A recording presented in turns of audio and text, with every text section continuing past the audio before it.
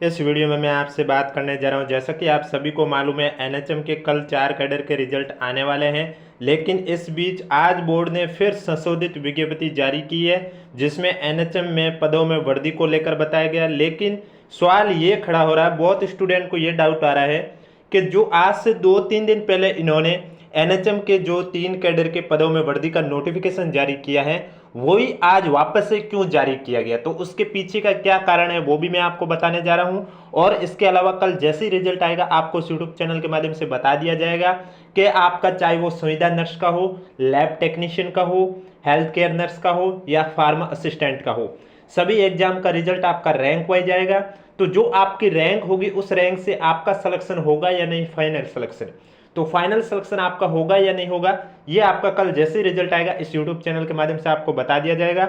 इसलिए अगर अभी तक आपने चैनल सब्सक्राइब नहीं किया तो चैनल जरूर सब्सक्राइब करें, नोटिफिकेशन भी ऑन रखिए, ताकि जब भी मैं एनएचएम एग्जाम से जुड़ी कोई भी अपडेट हो, चाहे वो डीबी को लेकर हो, स्क्रूटिनी फॉर्म को लेकर हो, रिजल्ट को लेकर हो आपको, या फिर पदों में वृद्धि को लेकर हो, आपको इस यूट्यूब चैनल के माध्यम से जरूर बताया जाता है। और ये पीडीएफ आपको हमारे टेलीग्राम चैनल पर देखने को मिलेगी, जिसका लिंक नीचे डिस्क्रिप्शन में दिया हुआ है। अब सवाल ये खड़ा होता है, बहुत स्टूडेंट कह रहे थे कि जो आज बोर्ड ने वापस से संशोधित विज्ञप्ति जारी की है, इसमें ना तो इन्होंने संविदा फार्मा सहायक के पदों में कोई अंतर किया है, यानी कि किसी कैटेगरी में बढ़ाए या किसी कैटेगरी में घटाए, ना तो ऐसा किया है, न ही इन्होंने मेडिकल लैब टेक्नीशियन एग्जाम के पदों में कुछ संशोधन किया है, और न ही इन्होंने public health care nurse exam के पदों में कुछ संशोधन किया है। पद वो के वो है, हर कैटेगरी में जितने पद आज से 2 दिन पहले इन्होंने विज्ञप्ति जारी की उसमें थे, उतने ही इसमें। फिर भी आज इन्होंने वापस से क्यों जारी किए, तो मैं आपको बता देता हूं। आज वापस से जारी करने का मेन रीजन यही था, जो कि अभी आपको स्क्रीन पर जैसे कि दिखाई दे रहा है, ये आपके 2 दिन पहले संशोधित विज्ञप्ति जारी हुई थी, वो है आपके सामने। तो इसमें आप जब देखोगे लैब टेक्नीशियन, यहाँ पर प्रॉब्लम आई थी, क्योंकि फार्मा सहायक में कोई प्रॉब्लम नहीं थी। आप देखोगे जनरल में लिखा हुआ था सामान्य सामान्य महिला विधवा परित्यक्ता, एससी कैटेगरी में भी, एसटी कैटेगरी में भी, अन्य पिछड़ा वर्ग में भी, अति पिछड़ा वर्ग में भी, यानी कि सभी कैटेगरी में सब कैटेगरी कौन कौन सी है वो चीज़ भी लिखी हुई थी।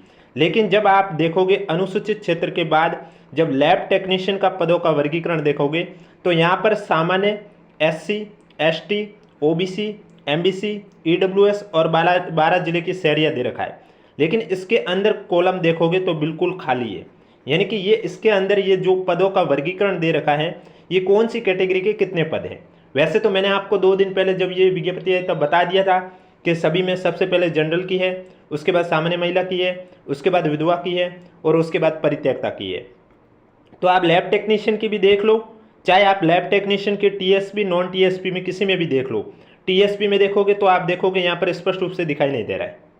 इसी तरह आप हेल्थ केयर नर्स का देखोगे तो वहाँ पर भी वही सेम प्रॉब्लम आ रही थी, यानी कि कैटेगरी तो सभी लिखी हुई थी, सामान्य, अनुसूचित जाति, जनजाति, अन्य पिछड़ा वर्ग, अति पिछड़ा वर्ग, आर्थिक रूप से कमजोर और 12 जिले। लेकिन इसके अंदर जो सब कैटेगरी है वो कहीं पर भी उल्लेख नहीं किया गया है। इसी तरह आप संविदा पब्लिक हेल्थ केयर नर्स का भी देखा है, ये थी आपके जो 2 दिन पहले संशोधित विज्ञप्ति जारी हुई उसका पीडीएफ। लेकिन जो आज जारी इस वजह से किया है कि इन्होंने ये सुधार कर दी है, त्रुटि जो ये त्रुटि हुई थी ये इन्होंने सुधार कर लिया। अभी मैं आपको दिखा देता हूँ स्क्रीन पर, जैसे कि ये आप देख सकते हैं लैब टेक्नीशियन। तो इसमें अब आप देखोगे तो जनरल कैटेगरी है, जनरल में आपका लिखा हुआ है सामान्य, सामान्य महिला, विधवा, परित्यक्ता। हर कैटेगरी में सब कैटेगरी भी लिखा हुआ है कि कौन सी कैटेगरी में कितने पद हैं, जिस हिसाब से स्टूडेंट को पता चल सके उनके कितने पद हैं। तो चलिए, जिनको पदों का वर्गीकरण पहले समझ में नहीं आया तो एक बार फिर से देख लीजिए लैब टेक्नीशियन का, क्योंकि 2 दिन पहले विज्ञप्ति जारी हुई थी उसमें लिखा हुआ नहीं था। यह पीडीएफ भी आपको हमारे टेलीग्राम चैनल पर देखने को मिलेगी, जिसका लिंक नीचे डिस्क्रिप्शन में दिया हुआ है। और अगर स्क्रूटनी फॉर्म, एक और आपको मैं बता देता हूँ, बहुत स्टूडेंट के कमेंट आ रहे थे कि उनके स्क्रूटनी फॉर्म फिल नहीं हो पा रहे, यानी कि वो log in scrutiny form fill कर रहे, लॉग आउट हो रही है। कोई कहते हैं हम सबमिट करते हैं तो एसएसओ आईडी के होम पेज पर वापस आ जाते हैं। तो इस तरह की प्रॉब्लम आ रही है। देखो सीएचओ और एएनएम के लिए स्क्रूटनी फॉर्म की कल लास्ट डेट है। अब अंतिम तिथि में चाहे आप कोई एप्लीकेशन फॉर्म फिल कर रहे हो, स्क्रूटनी फॉर्म फिल कर रहे हो, या क्वेश्चन पे किसी पर ऑब्जेक्शन लगा रहे हो, जब अंतिम तिथि नज़दीक होती है तब बहुत स्टूडेंट ट्राई करते हैं, इस वजह से ऐसी एरर हर बार होती है। तो आप कल लास्ट डेट है, तब तक ट्राई करते रहिए।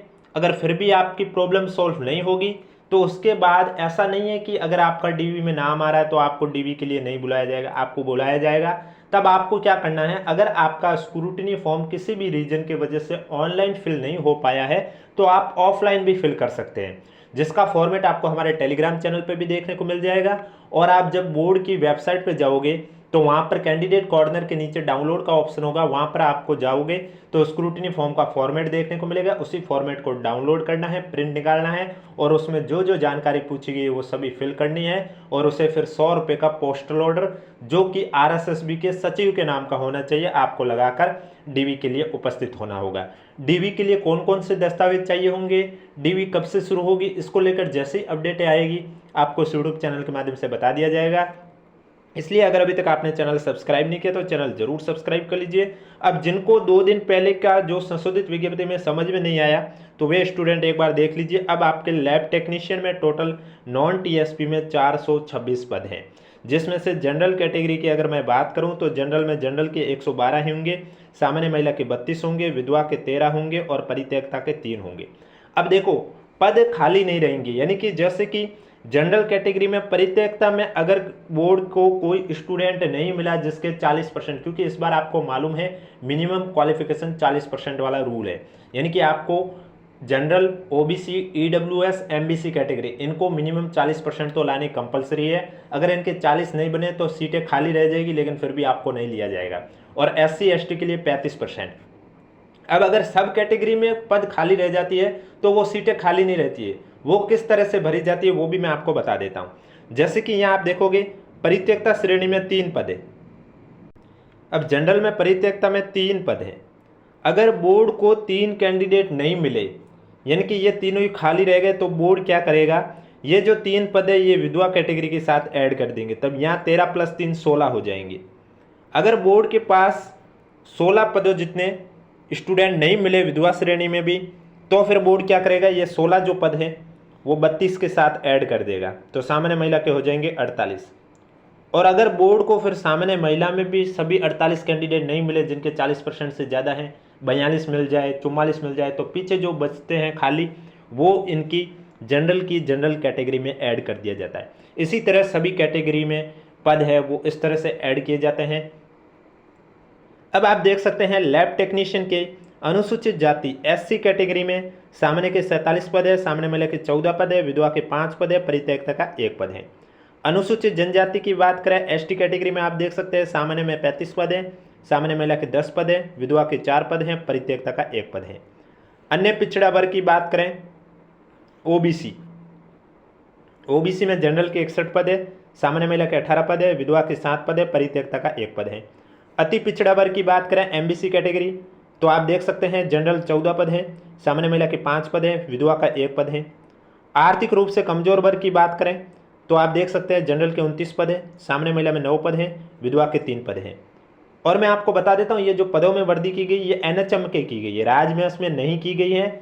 अब कुछ स्टूडेंट कहेंगे कि ये लैब टेक्नीशियन एनएचएम के थे तो राजमेंस के थे, तो मैं आपको बता देता हूँ ये जो लैब टेक्नीशियन के पदों में वृद्धि हुई है ये एनएचएम वाली की लैब टेक्नीशियन है उसमें पदों में वृद्धि की गई है। क्योंकि आप देख सकते हैं स्क्रीन पर स्पष्ट रूप से लिखा हुआ भी है कि जब आपका पदों का वर्गीकरण है, यहाँ पर लिखा हुआ राष्ट्रीय स्वास्थ्य मिशन के विभिन्न संवर्ग के रिक्त पदों का वर्ग आरक्षण निम्नलिखित है। तो आप लैब टेक्नीशियन का देखा होगा। नॉन टीएसपी के बाद हॉरिजॉन्टल रिजर्वेशन की बात करूं तो यहाँ आप देख सकते हैं दिव्यांगजन में डीएचएच में 6 पद है, ओएलसीपी में 6 पद है, एएसडी एमडी में 5 पद है। इसके बाद भूतपूर्व सैनिक में आप देख सकते हैं जनरल कैटेगरी में 21 पद है, एससी कैटेगरी में 7 है, एसटी में 6 है, ओबीसी में 10 है, एमबीसी में 2 है, ईडब्ल्यूएस में 5 है और उत्कृष्ट खिलाड़ी में 8 पद है। इसके बाद टीएसपी में बात करें तो टीएसपी में आपके लैब टेक्नीशियन में टोटल 38 पद हैं। इसमें जनरल कैटेगरी में आप देख सकते हैं जनरल के 14 पद है, सामान्य महिला के 5 पद है, विधवा का 1 पद है। इसी तरह अनुसूचित जाति की बात करें तो अनुसूचित जाति में जनरल का 1 पद है और अनुसूचित जनजाति की बात करें तो अनुसूचित जनजाति में जनरल के 12 पद हैं, सामान्य महिला का 4 पद है और विधवा का 1 पद है। नेक्स्ट जो है वो हॉरिजॉन्टल रिजर्वेशन है जिसमें आप देख सकते हैं दिव्यांगजन में डीएचएच है वो 1 हो जाएगा। और इसके बाद भूतपूर्व सैनिक की बात करें तो भूतपूर्व सैनिक में जनरल कैटेगरी के 3 पद हैं, एसटी कैटेगरी का 1 पद है। इसके बाद आपका आता है पब्लिक हेल्थ केयर नर्स का।